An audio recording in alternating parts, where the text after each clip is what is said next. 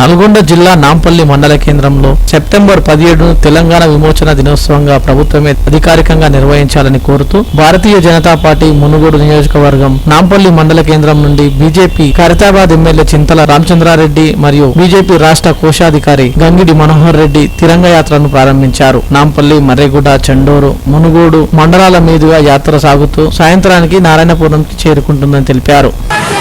7 September రాష్ట్ర ప్రభుత్వము అధికారికంగా ప్రకటించాలి, అధికారికంగా ఈ పండుగ జరపాలని చెప్పని మొదటి నుంచి కూడా భారతీయ జనతా పార్టీ డిమాండ్ చేస్తాం. యావత్ భారతదేశంలో 15 ఆగస్టు 1947 స్వాతంత్రం వస్తే ఈ తెలంగాణ రాష్ట్రానికి 1948 17 సెప్టెంబర్ నాడు వచ్చినటువంటి స్వాతంత్రాన్ని, చరిత్రని రూపుమాపడానికి ప్రయత్నం చేస్తున్నటువంటి ప్రభుత్వము,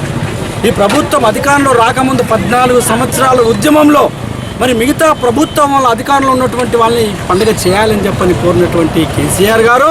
ఎందుకు ఈనాడు నిమ్మకు నీరెత్తినటువంటి 15 సెప్టెంబర్ మీరు జరపడం లేదు? మజ్లిస్తోని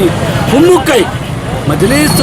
ఏదైతే కాసిం రజ్వీ యొక్క సంతతి అయినటువంటి మజ్లిస్ పార్టీ, నిజాం సంతతి అయినటువంటి మజ్లిస్ పార్టీకి మీరు తొత్తులై ఈనాడు తెలంగాణ పోరాటంలో ప్రాణాలు అర్పించినటువంటి మహిళలు, యువ